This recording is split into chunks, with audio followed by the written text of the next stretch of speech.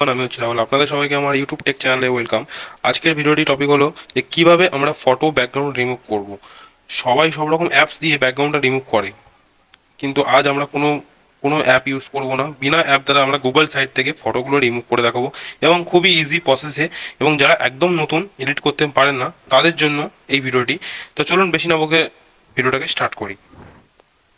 তো ফার্স্টে আমরা চলে যাব আপনাদের গুগল সাইটে। গুগলে যাবেন, এই যে মোবাইলে যে গুগল অপশানটা আছে, গুগলে গিয়ে জাস্ট সার্চ করবেন ফটো রিমুভ।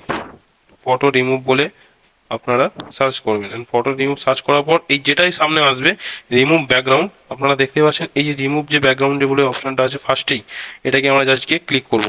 অ্যান্ড ক্লিক করার পর, সরি নেট স্লো, ক্লিক করার পর এখানে চলে দেখতে পাচ্ছেন যে এই যে আপলোড ইমেজ, এই আপলোড ইমেজে গিয়ে আমরা ক্লিক করব। চলো আপলোড ইমেজে গিয়ে ক্লিক করলাম।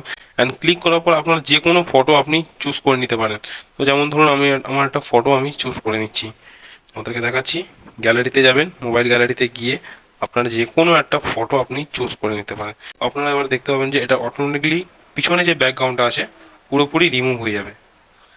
তোমাদের প্রুফ দেখাচ্ছি, সব থেকে ইজি, জাস্ট আপলোড করো, ব্যাকগ্রাউন্ডটা রিমুভ হয়ে যাবে। কোনো সমস্যা নেই, কোনো এডিটিং করতে হবে না। আপনারা চাইলেও এখান থেকে আপনি এডিটিং করতে পারেন। তো এখানে নেটের স্লোর জন্য আমার ব্যাকগ্রাউন্ড রিমুভ দেরি হচ্ছে, জাস্ট ওয়েট। এই যে দেখতে পাচ্ছেন গোল করছে। চলো আমাদের ব্যাকগ্রাউন্ডটা ইজি হবে, রিমুভ হয়ে গেল, মানে এটা পিএনজি বলে বলা চলে।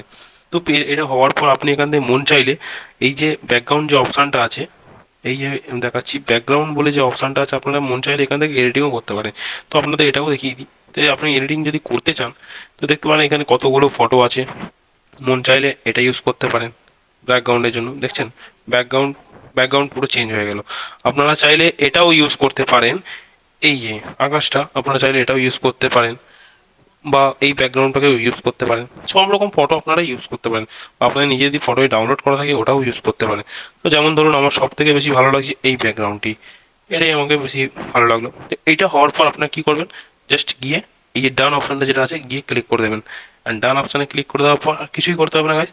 এই যে ডাউনলোড বলে যে অপশানটা আছে, এই ডাউনলোড অপশানে গিয়ে আপনারা এই যে ডাউনলোড অপশানে গিয়ে আপনারা ক্লিক করবেন। অ্যান্ড ডাউনলোড করার পর দেখবেন ইজিভাবে ডাউনলোড হয়ে গেছে। অ্যান্ড উপরে দেখবেন এই যে আপনার ফটোটা ডাউনলোড হয়ে গেছে, দেখতে পাচ্ছেন খুবই ইজিতে ডাউনলোড হয়ে গেছে। এবারে আপনারা মন চাইলে এটাকে আপনারা ব্যাকগ্রাউন্ডটাকে আপনারা রিমুভও করে দিতে পারেন, জাস্ট এমনি সিম্পলভাবে পিএনজি ভাবেও তৈরি করতে পারেন। এটাকে ক্লিক করবেন অ্যান্ড ডাউনলোডে মারবেন। অ্যান্ড ডাউনলোড এগেন করার পর দেখতে পাচ্ছেন আমার ব্যাকগ্রাউন্ডে কোনো কিছুই নেই। আপনারা মন চাইলে এটা ইউজ Subscribe my channel.